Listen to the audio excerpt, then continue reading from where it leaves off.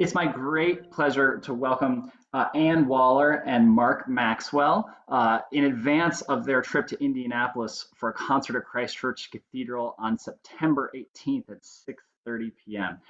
Ann and Mark, welcome, and thank you guys so much for chatting with me. Oh, certainly. Thank you. Yeah. You will be our first live in-person concert in nearly 2 years. Sadly, we had a program scheduled for August that was dashed because of some COVID scares at the cathedral. So everyone say a prayer and cross your fingers, but yours is our first return. So we're so excited to have you. And I'm wondering if you can talk a little bit about yourselves and talk about your guitar duo. Well, this is actually our 40th anniversary as a guitar duo this year. Wow. And it was sort of an unfortunate year since a lot of events got canceled to have an anniversary like that. So we're excited to also be back playing together.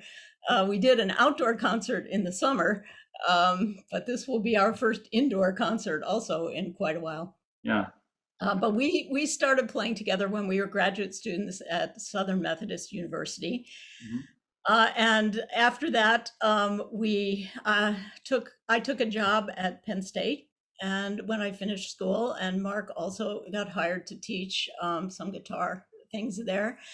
And since then, we've played together as a duo all these years. Wow. Yeah. In 1985, we came to Chicago to take positions at Northwestern and at DePaul. And that was a little bit sort of thinking along the lines that for two guitarists to make a living at that time, you needed a population base of about 7 million people. I'm an organist. I know. I'm married to an organist. I know exactly how you feel. Okay, so you understand. Yeah. Well, I'm curious about this literature for two guitars. As an organist, I can say that the literature for two organs is about 3 pieces large. But tell me about the literature for two guitars. Is this a mainstay of the guitar literature? The guitar duo is sort of the string quartet of guitar literature. It is the most frequent chamber ensemble and has the most repertoire, and really goes all the way back to the 16th century, where the lute duets were a really common type of repertoire. And there's actually a rather large repertoire of music for two lutes that we also sort of borrow on the guitar. Interesting. From time to time. And in the 19th century, which is an era that we sort of specialize in, play on original instruments, the guitar duo was really one of a very prolific form of chamber music. And there's a large repertoire of music originally written for two guitars from that period. And then in the 20th century, the duo flourished with later composers such as Mario Casanova Tedesco and Joaquin Rodrigo, writing large bodies of repertoire, including concerti for two guitars, and other composers certainly as well. But they wrote a number of pieces for Presti and Lagoya, a pretty famous mid-century duo. Now, I find interesting with the guitar that it's like going and sometimes hearing a clavichord recital. If you're not sitting 6 feet away from them, it can be sometimes hard to hear. And I'm curious, with this repertoire, was it always intended to be sort of an intimate experience because the guitar just isn't a naturally loud instrument? Was it meant for that sort of chamber setting and house concerts and that sort of experience? Of course, in the 19th century, guitar was really performed in salon settings and small settings. In fact, there's a theory that one reason so many Italian guitarists immigrated north to Paris and to Vienna was because in Italy, most music was taking place in opera houses that were large and covered with velvet chairs and draperies, and the acoustics were really terrible for the guitar. And so these players gravitated to cities where there was a concert life that was just in a more amenable venue for the instrument. Yeah, fascinating. Now, you were talking about how we were playing 2 types of guitars throughout this program. How has the guitar evolved over the years? What are some of the main differences between a guitar I might purchase today and a reproduction of a 19th century instrument? The 19th century guitars have a smaller soundboard, generally a smaller box. The ones we're playing are somewhat shorter in scale than most modern guitars, and they don't have an elevated bridge and fingerboard, which was a later sort of Spanish element that began to evolve in the 20th century, mostly in attempts to put more tension on the strings and make them louder. So they have I would say they project very well because they have a very clear kind of sweet sound, but to the player, the perception of sound is somewhat smaller than a modern guitar. The touch is more delicate as well. Yeah. The bass and treble balance is somewhat different, and that's one of the things that makes it interesting playing this repertoire on the original instruments, because the way they were scored for the two instruments, when you play them on modern guitars, the bass is so loud it tends to really be overwhelming of the sort of filigree and the melodic guitar. So they balance better on original instruments. Yeah, sure. We also remember that guitars up until the late 1940s were always strung with gut strings, and that included the early 20th century instruments. And so when we look at repertoire of the 20th century that was written for guitars in, say, Segovia's era when he was getting composers to write for him, it's hard to recall now that we play on nylon strings and carbon fiber strings and everything, that those original concepts were for a guitar with gut strings. Right. Yeah. It reminds me of, we have two large organs at Christ Church, as you'll see when you're here in Indianapolis. The one in the front that you'll see is more of a 19th century, 20th century hybrid-y kind of thing. Plays a vast amount of literature very well. And then the one that you'll see in the back is not a reproduction, but it is really a 18th century German instrument. And when you play 18th century German music on it, you can throw out your fingerings from other organs. That instrument will tell you how it wants to be played, and it'll teach you about that music because you're playing it in the dimensions that the music was intended for. And it reminds me of what you're saying about these guitars. It really guitars are really like that. Yeah, also, that you could be talking about what we do. And it's interesting. One of the things I talk about, I teach a course in lute and guitar history and literature, and one of the things we talk about is how the evolution of the instrument and the evolution of technique and fingering and even the style of writing, it has an interplay with the changes in the instrument itself. Right. So by the time you get to the modern guitars, we're going to play music by Granados from the early 20th century that were written. Well, this is a transcription, but a very famous transcription by the Catalan guitarist Emilio Pujol. And that kind of music was, by that point, the instrument had changed enough that there's timbral differences in different positions on the fingerboard that changed the whole style of fingering to take advantage of that and kind of orchestrate the sounds. And so on these more modern guitars, you can look for a variety of colors and articulations that actually didn't really exist on the 19th century guitars. So their whole style of fingering and playing was much more straightforward. Yeah, fascinating. Well, I'm wondering if you could walk me, you've already given us so much information about what you were playing, but can you walk us through the program we expect to hear next Saturday?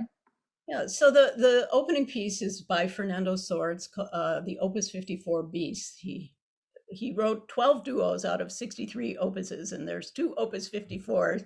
The Bis is the duo. And this is a set of variations followed by a fandango, a form that he always titled as a fantasy. And the interesting thing about this particular piece is it was written rather late. And during the 1820s and 1830s, there was a huge fashion for Spanish music in Paris. Sor was actually an afrancesado. He was somebody who supported Joseph Bonaparte in Spain. And when Joseph Bonaparte had to flee Spain, all of the afrancesados, which were most of Spanish intellectuals and artists, actually ended up having to leave. And Sor went to Paris. And that was a point where he began teaching. And he wrote a lot of his pedagogical material at that time, but also wrote duos, some of which were for students and himself to play, and some of which were for other guitarists like Dionisio Guado, professional guitarists to play. Mm. And this piece is one of a handful of pieces he wrote that's actually in the Spanish style. And so it has this fandango as the large sort of closing piece in the fantasy, which is quite unusual for this time period in sort of echoing Spanish folk idioms. As a matter of fact, at the very end, in the second guitar part, it describes the Spanish style of strumming known as rasgueado, and said this piece can't be played properly unless you use this technique. But he felt the need to explain to guitarists what a rasgueado was. So then we're switching to what you would call modern guitars, but I guess one thing I would say about the guitar, it's still an evolving instrument.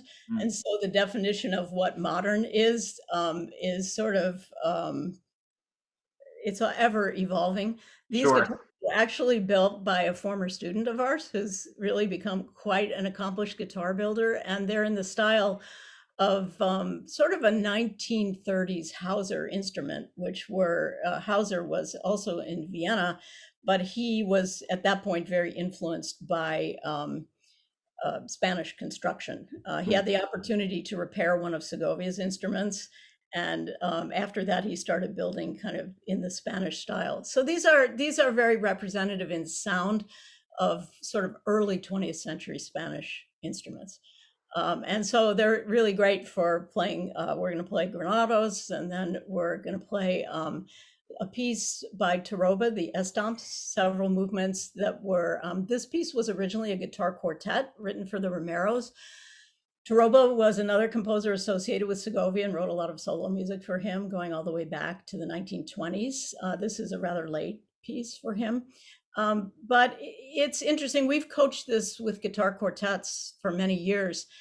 And after working with this piece with quartets, we sort of decided that the texture is a lot, he was writing kind of for a string quartet and not really taking advantage of the guitar's ability to play contrapuntally. Mm. And so we decided to arrange them for two guitars because you can create a lot of sounds and gestures by having more voices on one instrument than when everybody's just trying to line up one note.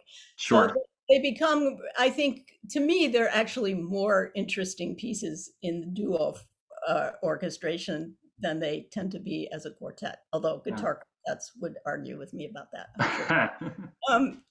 And then we're playing the an arrangement, a suite that from the Rodrigo Concerto Madrigal by the Spanish composer Joaquin Rodrigo of Concerto de Aranjuez fame. This was his duo concerto, which was written for Presti and Lagoya, the French duo that Mark referenced earlier. And around close to the end of his life, there was a German duo who approached him and suggested they wanted to make an arrangement of this concerto for two guitars as opposed to two guitars and orchestra. Mm. He agreed to that idea. And as a keyboard player, you're probably aware there's a lot of piano duo versions of famous concertos, sometimes by the composer and sometimes mostly by we're a lot cheaper than hiring an orchestra. Yeah. Right. And you get to play that great music whenever you want. And some of those probably generated as ways to sit in the parlor and play the concerto and show their composer friends. Right. But at any rate, this piece in particular, it's because it's based on early music. It's based on a madrigal by Arkadelt. It's called O Felici Occhi Mei, or Oh My Happy Eyes, which is quite poignant when you realize that Rodrigo was blind since about the age of 2 from diphtheria. Oh, wow. So something about that madrigal really attracted him. But it's some of the most gorgeous writing that Rodrigo ever fashioned. And in his writing, it's very lyrical and poignant in his melodic writing, but it also has a great deal of support in the flamenco harmonizations and all of these sort of cross relations that you get through the flamenco version of Phrygian mode, where you'll have the leading tone and the natural tone practically side by side with, going two different directions. And he loves to write these sort of dissonances that are ironic and poignant all throughout. And so we find his use of early music uh, combined with his sort of dissonant sense of tonality, chosen artistically, of course, a really wonderful foil for creating this. We've selected movements from this that we think show this off quite well. Yeah. Right. And the version that we're playing our own arrangement of this, which incorporates a bit more of the orchestra than the Into the original guitars, version. right. Sure. The other version Because was just we felt basically it the was- guitar parts. Yeah. Mm. One of the no, I had a orchestra little themes bit too. of Yeah, extra, but we but put we more put more. of the orchestra in. The other thing that's interesting about this piece, I had the opportunity during the pandemic to record tracks for a virtual Orfeo that Northwestern put together, and I Yeah. was playing Baroque guitar for that. But the opening fanfare of this Rodrigo is almost a paraphrase of the opening of Orfeo. So he's Oh, Or the also, fascinating. the 1610 he's also has the echoing same Monteverdi, Monteverdi. and many composers, not just Arcade. Right. Yeah. Yeah. Fascinating. Interesting piece and particularly suited to guitars. And I think without the orchestra, I mean, the orchestrations are great, but I also think there's a kind of subtlety in the writing that you can hear when you hear only the guitars, because Sure. you're not being Artistically, overwhelmed by we're the exploring the volume way- of the orchestra. We're exploring the way of playing the guitar more subtly than you have to do when you play with an orchestra, where you kind of have to be big all the time. Right. Yeah. Even with some electronic enhancement to give yourself enough support to exist in an orchestra, we get to play the piece differently and in Yeah. a way that is more intimate. Yeah, that's fascinating. And I find like when I play orchestral reductions of things, or even when I'm conducting an orchestra, it's important to be able to have it all under my fingers. You can experience something a different way if instead of just being part of the team, you get to play every line and physicalize that It experience. gives you more flexibility too, because inevitably with an orchestra, there's a certain element of corporate rhythm, that has to be there. And One hopes that's the goal. Yeah. Well, yeah, that is an Right. admirable goal. And then that kind of leads to the last piece we're going to play, which is an arrangement of several movements from Elamor Brujo, Faya's what he called a sung ballet. And that was inspired actually also by a reduction that Faya himself did for piano. He was a pianist himself. We were motivated by Alicia de la Rocha's And there's a very recording. famous recording of his reduction by Alicia de la Rocha. And many, many years ago, we decided to sit down and see what we could do with two guitars with this piece. And it's an interesting piece. He originally wrote it for a flamenco singer and dancer by the name of Pastora Imperio. And her mother told him the legend that the story is based on. And originally, because it was during World War I, the first performance ended up being in Madrid rather than in Paris. And it was with a very small group of instrumentalists and a flamenco dancer. She danced and sang the parts. Eventually, it became performed in Paris with a much bigger orchestra. And like all of Faya's ballets, became really kind of a very famous set of pieces done in Paris. Mm. But at any rate, the story I'll let you tell the story. You're better at that than I am. Well, sort of a gypsy legend of an exorcism in a way, in which there is a gypsy woman whose lover has died.